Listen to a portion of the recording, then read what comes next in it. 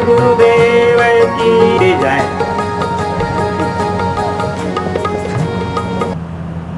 ईश्वर वहाँ है, देखता है, जानता है।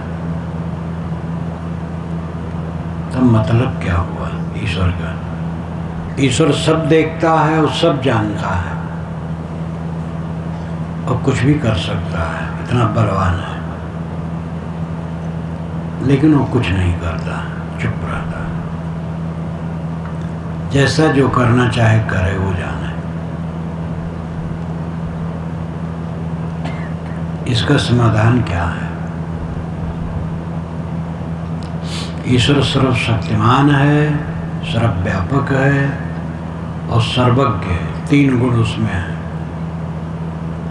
सर्वव्यापक यानी हर जगह है, और सर्वज्ञ कुल सब कुछ जानता है, और सर्वशक्तिमान है, कुछ भी कर सकता है, लेकिन गलत नहीं करता, अच्छा करता है।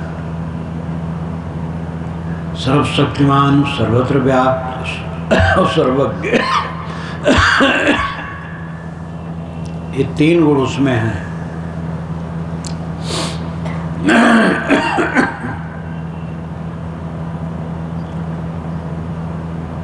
लेकिन वो रोकता नहीं है। जहाँ सेध काटता है चोर, वहाँ ईश्वर है और जानता है कि काटता है और रोक सकता है, लेकिन नहीं रोकता है।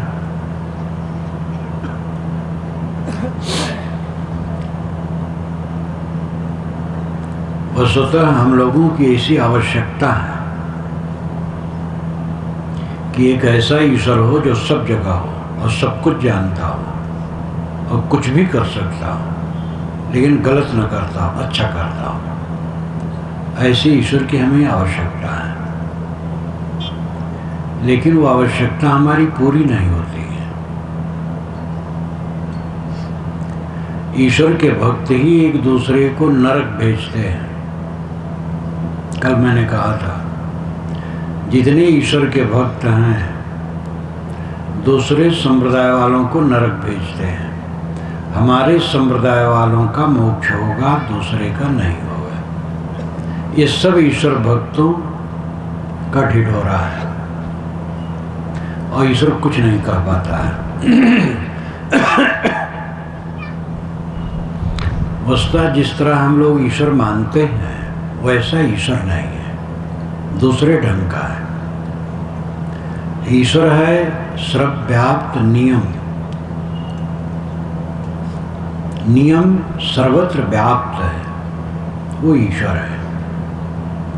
उसको वैदिक भाषा में ऋत कहते हैं। ऋतस्य तंतुम विद्युतम, ये वेद में आता है। ऋतस्य, ऋत का, तंतु तागे, विद्युतम फैले हैं। नियम के तागे चारों तरफ फैले हैं। उसका जाल सर्वत्र है और उसके जाल में छेद बड़े बड़े हैं, लेकिन कोई उससे निकल नहीं सकता है। ये लाओ त्से ने कहा है। चीन के संत 2500 वर्ष पूर्व हुए हैं, लाओ त्से। उनकी एक पुस्तक है ताओ ते चिंग, उस पुस्तक का नाम है चीनी भाषा में ताओ ते चिंग। ताओ का मतलब है विश्व नियम, ते का मतलब है सद्गुण, चिंग का मतलब है पुस्तक। विश्व नियम और सद्गुण की पुस्तक। हिंदी में उसका भाष किया गया है, इन पुस्तकों में होगा, आप देखेंगे, चाहें तो देखें, पढ़ें। 2500 वर्ष पूर्व वो संत हुए हैं चीन में। जब हमारे यहाँ बुद्ध और महावीर थे तब वे वहाँ थे। लाओ त्से, लाओ त्से अपने जमाने के और देश के और काल के कबीर थे, खरे गाने वाले और गहरे संत थे। उनकी प्रतिष्ठा पूरे विश्व में है।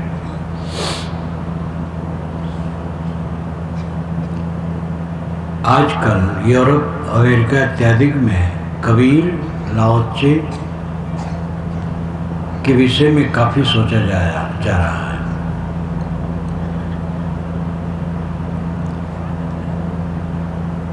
विश्व नियम सर्वत्र व्याप्त है, उसका जाल सर्वत्र व्याप्त है विश्व नियम का, और उसमें बड़े बड़े छेद हैं, लेकिन उससे कोई निकल नहीं सकता।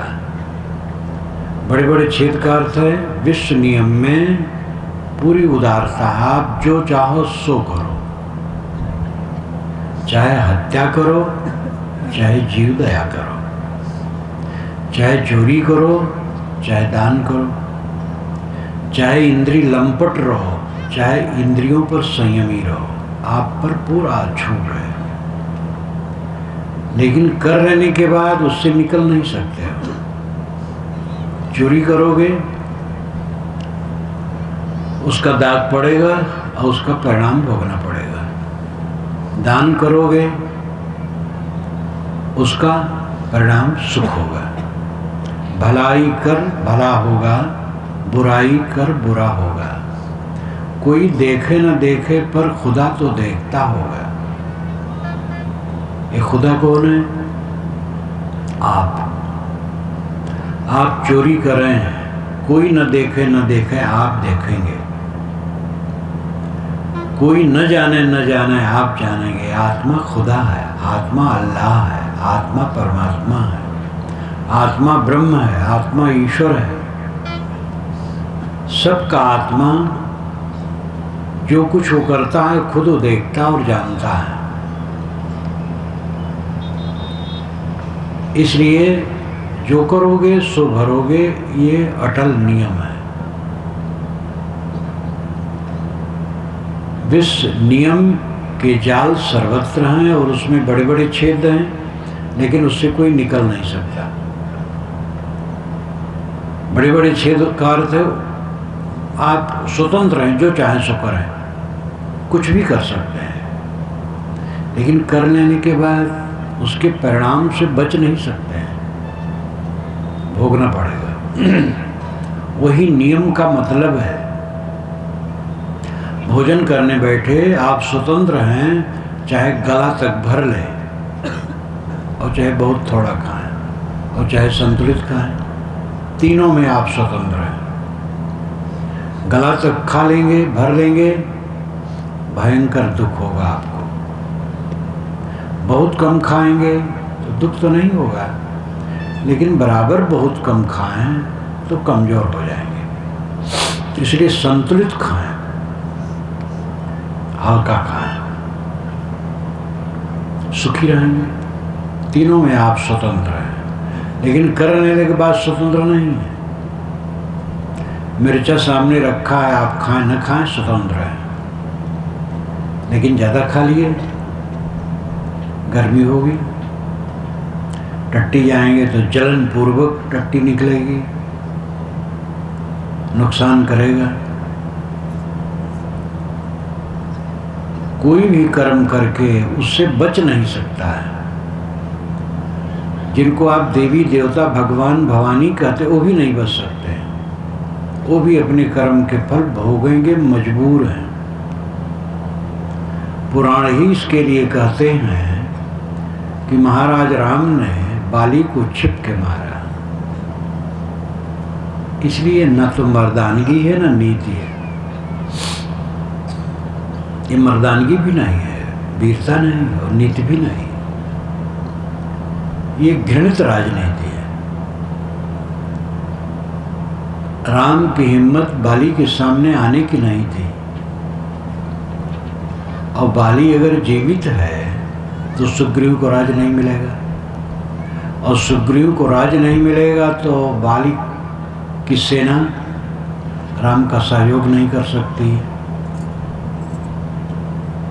और बाली के पास जाए मित्रता करने तो बाली फटकार सकता है। इसलिए सुग्रीव अपने आप बाली द्वारा तिरस्कृत था। इसलिए हनुमान जी को भेजा था कि जाओ ये जो घूम रहे हैं इनका पता लगाओ, ये कैसे हैं। पता लगाए तो हनुमान जी ने दोनों की बात कही। वाल्मीकि रामायण में इसमें साफ है। गोस्वामी जी में तो दूसरे ढंग का कर दिया गया है, उसमें तथ्य का पता नहीं लगेगा, वाल्मीकि रामायण में लगेगा। इसको मैंने रामायण रहस्य में लिखा है।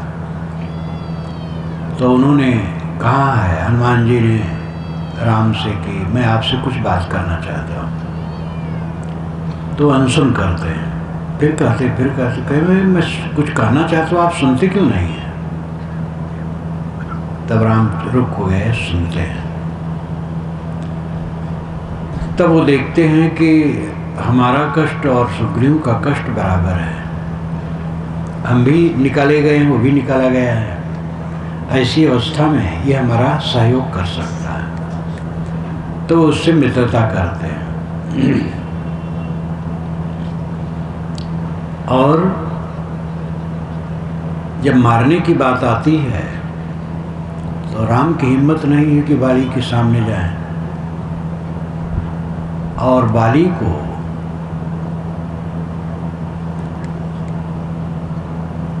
मार नहीं सकते, बहुत बलवान है। नहीं मारेंगे तो सुग्रीव को राज्य नहीं मिलेगा, तो हमारा काम कैसे होगा? तो उन्होंने छिप के मारा, जो घृणित काम है, बहुत घृणित। पंडितों ने उनको क्षमा नहीं किया, राम को। पंडितों ने लिखा कि राम ने बाली को छिप के मारा, उसके परिणाम में राम कृष्ण हुए, और कृष्ण जब हुए तो जरा नाम के व्याध से मारे गए, वो परिणाम मिला। श्री कृष्ण ने शिशुपाल की भुजा उखाड़ ली, तो जगन्नाथ में भगवान ठूठे बन के बैठे। विष्णु ने वृंदा का सतीत्व नष्ट किया, तो उनके श्राप से उस पत्थर बन गए। ये भगवानों की दशा है, और पंडितों ने ऐसा लिखा है। इसलिए जो ये कहा जाता है पंडित पोगापंथी होता है, ये भी सच नहीं है। पोगापंथी पंडित भी होता है, महात्मा भी होता है, मौलवी पादरी सब होते हैं, और सब में विवेकी भी होते हैं। विवेकी पंडितों ने लिखा और निर्भय होकर लिखा है। राम को क्षमा नहीं किया, कृष्ण को क्षमा नहीं किया, विष्णु को क्षमा नहीं किया। ये भारतीय परंपरा की उदारता है। यहाँ पर सत्य कहने के लिए स्वतंत्रता है, कह सकते हो किसी के खिलाफ। अयोध्या से उत्तर श्रीमद् भागवत कथा हो रही थी, तो एक व्यक्ति वहाँ गया, पूछा पंडित जी से, महाराज एक प्रश्न है। कहे कहो क्या प्रश्न है? कहे मुझे रामायण में एक प्रश्न है। तो पंडित जी ने कहा मुझे पूरे रामायण में प्रश्न है। सब हंस दिए और कहा मैं कुछ उत्तर नहीं दूंगा, मुझे पूरे रामायण में ही प्रश्न है। तो ये व्यास गद्दी पर बैठ करके पंडित खुद कह सकता है कि मुझे पूरे रामायण में ही प्रश्न है। भारत के बाहर के जितने संप्रदाय हैं, ये हिम्मत नहीं है। कोई कुरान में प्रश्न मुसलमान नहीं कर सकता है, बाइबल में प्रश्न ईसाई नहीं कर सकता है,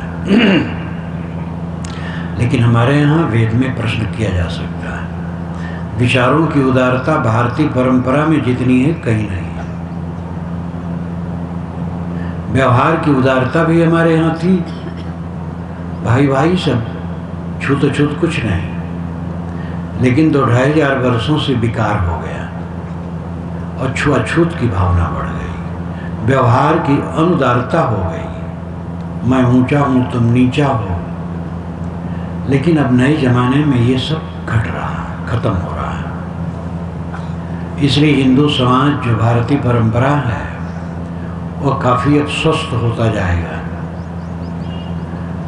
विचारों में उदार पहले भी था और व्यवहार में उदार था, लेकिन बीच में गड़बड़ हो गया था, फिर व्यवहार में उदारता आ गई। अब तो अंतर्जातीय शादी हो रही, मुसलमान और हिंदू की लड़की लड़के आपस में विवाह कर रहे हैं और कोई छूआछूत नहीं है। अब इसमें गड़बड़ियाँ भी हैं, नुकसान भी है, लाभ भी है, सब चलता है, संसार ऐसा है। असली ईश्वर है विश्व नियम।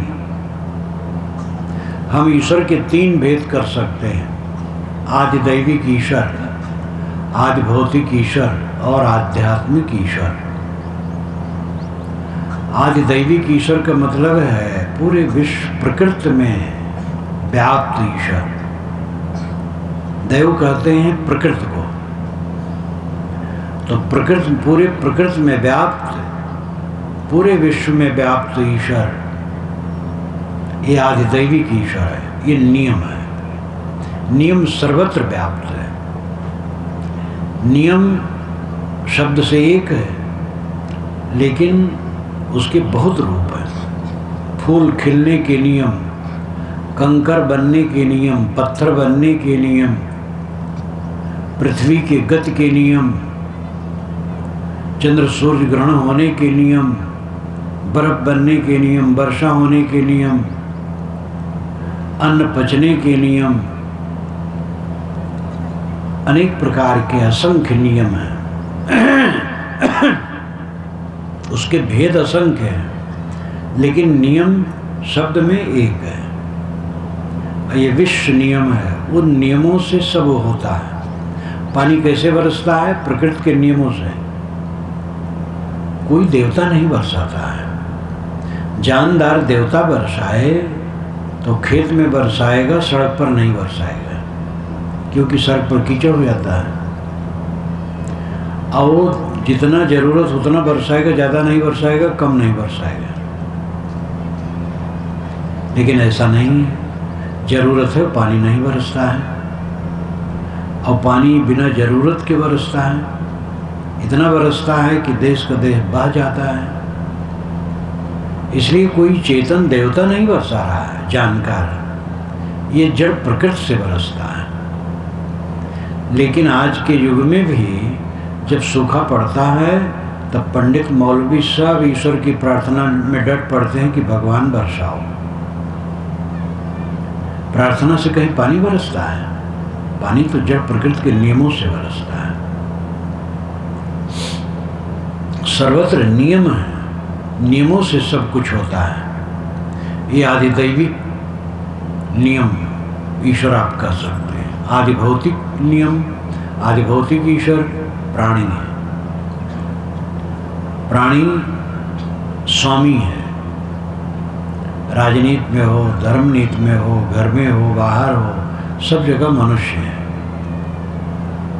मंदिर में जाओ, मनुष्य है। भगवान नहीं बोलता, मनुष्य बोल रहा है।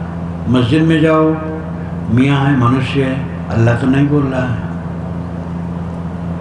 शराब खाने में जाओ, वहाँ भी मनुष्य है। नृत्य गृह में जाओ, वहाँ भी मनुष्य है। हर जगह मनुष्य है।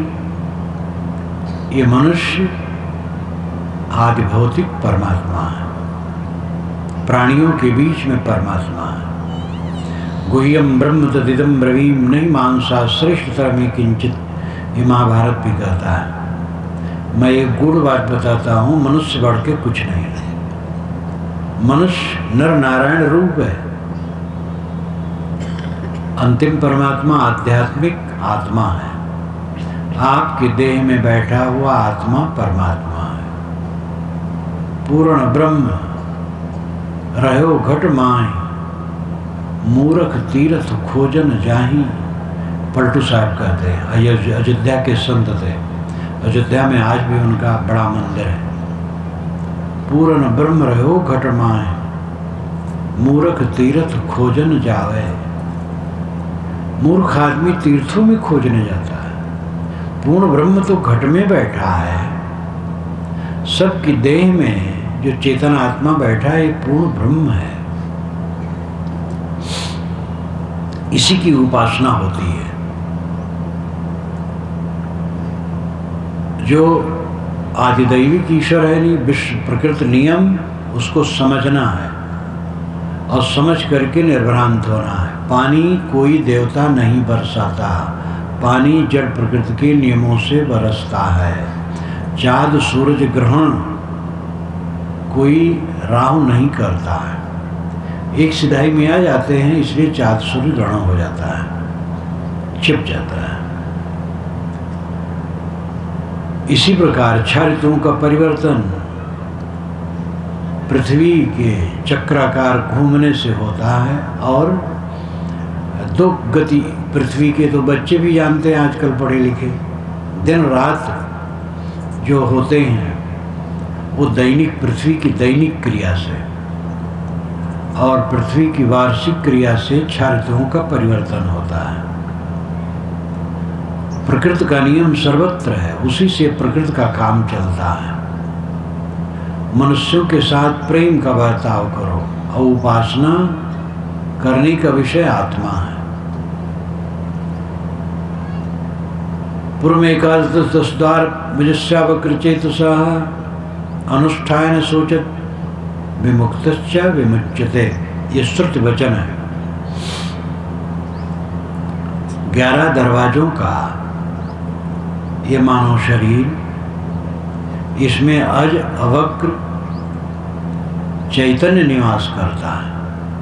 अजन्मा है और सरल है और चेतन है। अनुष्ठान सोचत, जो इसका अनुष्ठान उपासना करता है वो चिंता से मुक्त हो जाता है। वैदिक ऋषि भी कहते हैं कि 11 दरवाजों का जो भवन है शरीर, 2 आँखें, 2 नाक, 2 कान, ये 6, मुख 7, टट्टी और पेशाब की जगह 9, और नाभि पेट में 10 और एक कपाल कुहर में छेद बना है 11।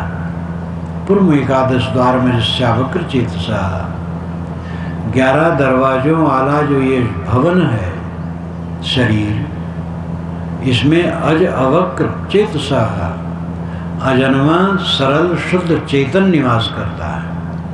यही ब्रह्म है। इसकी उपासना करनी चाहिए। इसकी उपासना क्या है?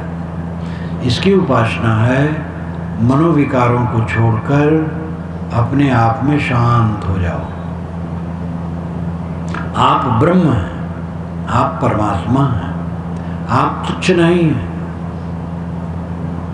आप मुराव तेली बाभन ठाकुर नहीं हैं, आप स्त्री पुरुष नहीं हैं, काले गोरे नहीं हैं, दुबले मोटे नहीं हैं, धनी निर्धन नहीं हैं। आप शुद्ध चेतन ब्रह्म हैं, परमात्मा हैं। आप तुच्छ नहीं हैं, अपने को पहचानिए, गिड़गिड़ाइए मत, भटकिए मत। अनुभव क्यों नहीं होता है? क्योंकि मन गंदगी में है। मन की गंदगी को निकालो, तब परमात्मा का अनुभव होगा, तब अखंड आनंद की प्राप्ति होगी, परम सुख की प्राप्ति होगी। मन की गंदगी को निकालो। ज्ञान क्या है? अपने अज्ञान को देखना और छोड़ना। किताब का ज्ञान तो बहुत हो जाता है, दुनिया की वस्तुएं जान सुन करके बहुत ज्ञान हो जाता है। ज्ञान का भंडार मनुष्य है, लेकिन वो ज्ञान बहुत काम नहीं करता है। अपने अज्ञान को देखना और निकालना ज्ञान है। हम बैठे हैं, सफेद कपड़े पर बैठे हैं, गद्दी पर बैठे हैं, मन में विषय वासना आई, अज्ञान आ गया। इसको देखो और इसको हटाओ। सामने सांप आ जाए, भाग खड़े हो गए। रास्ता चलते चलते कचरा दिखाई दे, हट जाओगे। मन में कचरा आया और हटते नहीं हो, प्यार से उसको हृदय से लगाते हो। क्रोध आया, चित्त तमतमा गया, उसमें अहंकार मिला दिए, बकना शुरू किए और कचरा आ गया, अज्ञान आ गया। इस अज्ञान को हटाओ। ईर्ष्या आई, चिंता आई, उद्वेग आया, ये सब गंदगी है। अपने अज्ञान को देख लेना और हटाना ज्ञान है।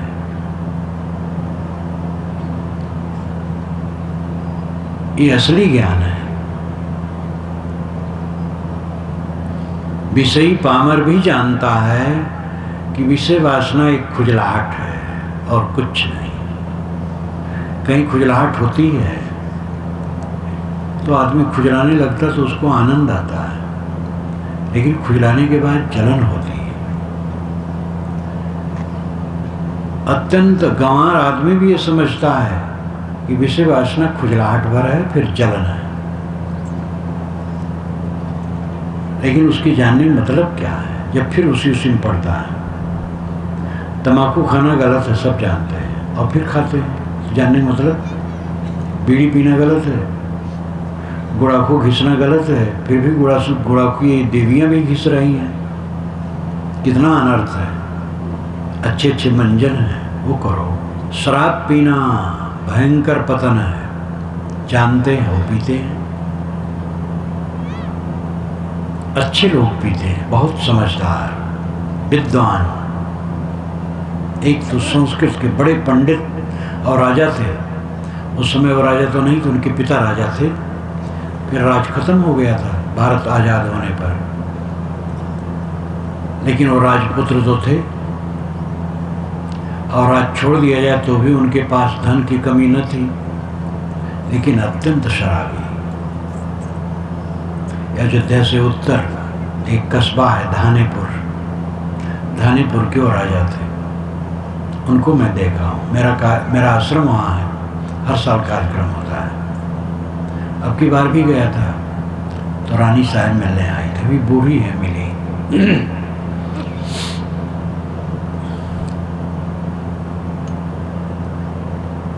शराब में वो डाउन हो जाते थे, और जब शराब की स्थिति में नहीं होते थे तो साधारण कोई पंडित उनके सामने व्याकरण में सामना नहीं कर सकता था। ये दशा। गुंडा जो अयोध्या से उत्तर है, सिटी में मैं प्रवचन कर रहा था, तो एक संभ्रांत व्यक्ति शराब में डाउन डगमगाते हुए आया। ये 20-25 वर्ष पुरानी बात है, शायद 30 वर्ष हो गया होगा। मेरी बात सुन रहा था और उसको लग रहा था, डगमगाते हुए मेरे पास तक पहुंच गया। देख लिया कि शराबी है, भय भी हुआ कि आकर के थूके थाके ना, कुछ गड़बड़ न करे, लेकिन कोई उसको रोक न सका। बड़ा आदमी था कराने में, मेरे पास आके खड़ा हो गया। आप कहते बहुत गंभीर बात है, और यहाँ सुनने वालों में वो दम नहीं है कि जो आपकी बात समझ सके। मैं समझता हूँ, लेकिन इस समय स्थिति मेरी खराब है। इतना प्रभावित हुआ मेरे बातों से, लेकिन अब शराब में डाउन था, फिर डगमगाते हुए चल दिया। अब बताओ, ऐसे ऐसे लोग शराब पीते तो क्या मतलब है ज्ञान का? गलत समझते हैं और फिर वही करते हैं, क्या मतलब है? ज्ञान है अपने अज्ञान को समझ लेना। और किसी से कह दो तुम अज्ञानी हो, वो डंडा उठा लेगा। लेकिन किसी पहुंचे हुए संत से कह दो तुम अज्ञानी हो, वो सिर झुका लेगा। तरवे को है दीनता, डूबन को अभिमान। ये साहिब की आदि साखी है। दुख से मुक्त होने का रास्ता है दीनता, विनम्रता, और डूबने का साधन क्या है? अभिमान। अगर उद्धार चाहते हो तो दीन हो जाओ, विनम्र हो जाओ। हम सबसे पीछे नीचे छोटे हैं, नालायक, कुछ नहीं, किसी कर्म लायक नहीं। ये अहंकार हमें रगड़ता आया है अनादिकाल से।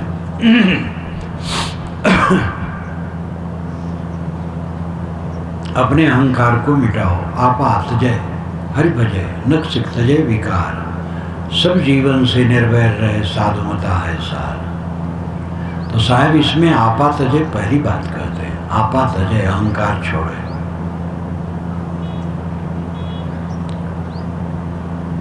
दुनिया के सभी मतों के उच्च साधकों की ये समवेत राय है कि जो कल्याण चाहे वो सिर झुका ले, सबके सामने सिर झुका ले। घर में भी आप विनम्र रहें। घर के मालिक कभी नहीं बनना, घर का सेवक बनना। मालिक बनोगे तो चाटे खाओगे, सेवक बनो। अपने को सेवक मानो, सबसे झुक के रहो, अपने लड़के से भी झुक के रहो। अब आपकी देवी अगर गर्म हो जाए आप पर तो हाथ जोड़ लो, गरम ना हो। देवियों से तो सबको डरना चाहिए।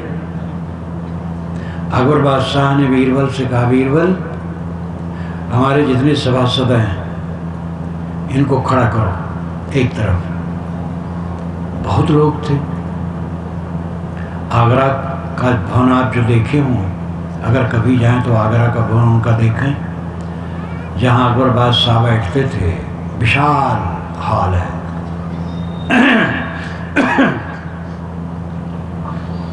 तो कहे अच्छा एक एक से पूछो, अपनी पत्नी को कौन नहीं डरता है? जो न डरता हो एक तरफ खड़ा हो। तो लोग पूछें, बीरबल पूछे, आप अपनी पत्नी से डरते हैं? कि हाँ मैं तो डरता हूँ। तो उनको एक तरफ खड़ा कर दे। अब सब कहें मैं तो डरता हूँ, मैं तो डरता हूँ। तो एक सभासद अलग खड़ा हो गया। तो बीरबल ने कहा, तुम अपनी पत्नी को नहीं डरते हो? कहने ऐसी बात नहीं है, मेरी पत्नी ने कहा है जिधर सब लोग खड़े होंगे उधर खड़े न होना। तो कहा इसका मतलब तुम भी डरते हो। उसकी आज्ञा का पालन यहाँ भी कर रहे हो। तो भाई इनसे तो डरना है, ये आपके कोषाध्यक्ष हैं, अब आपके भोजन दाता हैं, अब आपके व्यवस्थापक हैं, सब कुछ करने वाले हैं। आप लोग समझते हो हम कमाते हैं, ये कम नहीं कमाते हैं।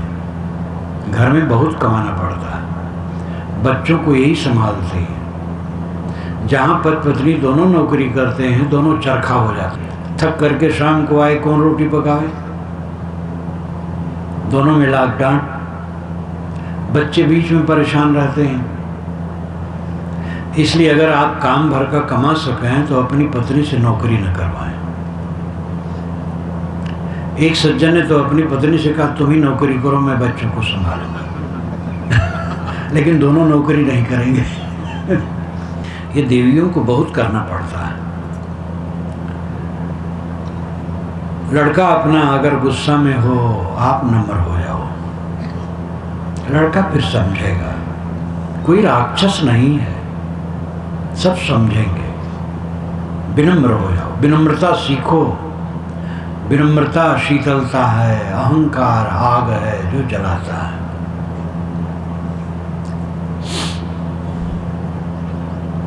उपासनी परमात्मा सबके अंदर बैठा है, बाहर कहीं परमात्मा पाओगे नहीं। ये पुराण में जो लिखा है कि अमुक तपस्या कर रही तो भगवान विमान पर बैठ के आए, सब झूठ है, कुछ नहीं, सब गलत है।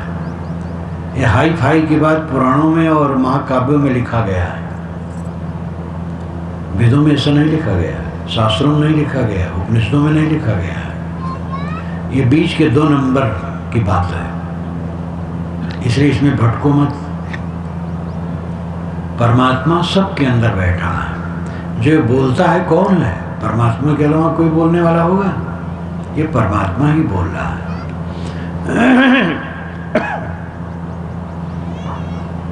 सबको परमात्मा समझो और सबके साथ रामदिली का व्यवहार करो। घर में या मंदिर में पूजा लोग कर लिए और परमात्मा को भोग लगा दिए और कुल अपना खा गए, एक दाना भी वो नहीं खाया। और जब दुकान पर बैठे तो जो असली परमात्मा ग्राहक हैं उनको ठगते हैं। जो खाया नहीं उसको खिलाए, जो खाता है उसका छीनते हैं। पुजारी, बड़े बड़े अफसर भी पुजारी होते हैं, घंटा घंटा पूजा करते हैं। जो भगवान खाता नहीं उसके सामने लड्डू चढ़ा देते हैं और स्वयं खा लेते हैं। और जब ऑफिस में बैठते हैं तो बिना घूस के काम नहीं करते। जो असली भगवान काम के लिए आए हैं उनको उनकी खुराक छीनते हैं। ये कौन सी भगवान की भक्ति है? खाने वाले को दुख देते हो, जो नहीं खाता उसको खिलाते हो, कौन सी भगवान की भक्ति है? खाने वाले को खिलाओ, खाने वाले खुराक न छीनो, ये असली भक्ति है। प्राणी मात्र भगवत स्वरूप है ये समझो और सबके साथ सुंदर बर्ताव करो। और कोई ऐसा नहीं है कि जो पाप से आपको रोक दे या पुण्य से रोक दे। जहाँ भगवान का मंदिर कहते हैं उपासना स्थल, कई ऐसे मंदिर और उपासना स्थल है वहीं कुकर्म होता है और भगवान नहीं रोक पाता है। एक मंदिर में करोड़ों की मूर्तियां थी, अष्टधातु, और पुराना मंदिर था। ये गंगा के तट के पास है। अब बहुत ज़्यादा स्थान की बात न कहूँगा। और पुजारी थे मध्य प्रदेश के, और बहुत दिनों से उनके दिमाग में चल रहा था और गायब करवा दी मूर्तियाँ। हल्ला हो गया, मूर्ति चुरा गई, नकली वो दुख पैदा किए। संभ्रांत लोग आए बैठक में, उन्होंने कहा सज्जनों मुझे बड़ा दुख है, भगवान की मूर्तियाँ चुरा गई। लेकिन दुखी होने की जरूरत नहीं है, भगवान मूर्तियों में बैठे नहीं थे, भगवान तो अभी भी है। और हम फिर से चंदा करेंगे और मूर्ति लाएंगे, प्रतिष्ठा करेंगे, दुखी होने की जरूरत नहीं है। जब भगवान मूर्तियों में नहीं तो फिर क्यों चंदा करोगे? वो सारी मूर्तियां गायब करवा दी गई, भेज दी गई और कहा गया चोरी हो गई। अब वो करोड़ों का धन तो उनका हो गया और चुराने वाले जो डाकू ले गए होंगे उनको तो हिस्सा देने पड़ेगा। इतनी हिम्मत नहीं थी कि अपने कुल कर लें।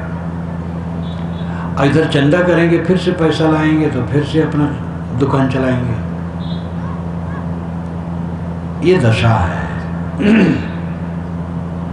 भगवान की मूर्तियां चुरा देते हैं पुजारी मिल जाते हैं चोर से, और भगवान की मूर्तियां चुरा गई और पुजारी को कमीशन मिल गया। ये सब धांधलेबाजी। जागो, विज्ञान कितना बढ़ गया है। हमारा भगवान भी ढोंग ढकोसलों का नहीं होना चाहिए, हमारा भगवान वैज्ञानिक होना चाहिए, बुद्धिपूर्वक। और ये बात पुराने ऋषियों ने भी कहा, आज ही नहीं, विज्ञान आज ही नहीं है, पहले भी था। ऋषियों ने भी कहा है, घट घट में वह बसा हुआ है।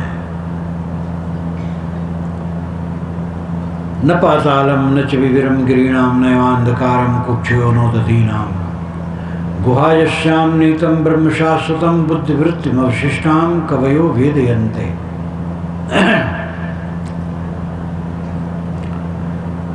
जिस गुफा में ब्रह्म बैठा है वो कहाँ है? समुद्र के पेट में वो नहीं, अंधकार में नहीं है, पर्वत की गुफा में नहीं है, वो तो मनुष्य के हृदय में है। ब्रह्म जहाँ बैठा है वो मनुष्य का दिल है। इसलिए किसी के दिल को न दुखाओ। अगर किसी के दिल को दुखाते हो तो ईश्वर को दुखाते हो। सब घट मेरा साइयां सुनी सेज न कोय। इन बातों पर ध्यान दो। और ऐसा कोई नहीं है कि चोर को रोक दे, डाकू को रोक दे, कहीं गबन होता है रोक दे, ऐसा कोई नहीं है। विवेक है, विवेक का लोग उपयोग नहीं करते हैं, काम करते हैं। सदा से चोरी डाका बेईमानी बदमाशी चलती रही है, आगे भी चलेगी। इसमें समाज और शासन दोनों को कड़ा होना चाहिए, वो दोनों उनका निग्रह करें। और कोई ऐसा नहीं बैठा है कि उनको रोक दे। ऐसा को रोकने वाला होता तो कुछ पाप होता ही नहीं, कोई पाप ना होता।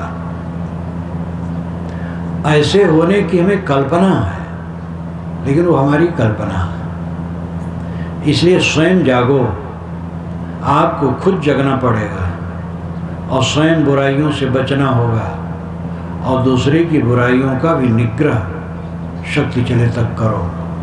यही मनुष्य का काम है। मैं अपनी वाणी को विराम देता हूँ। बोलिए सद्गुरु देव की।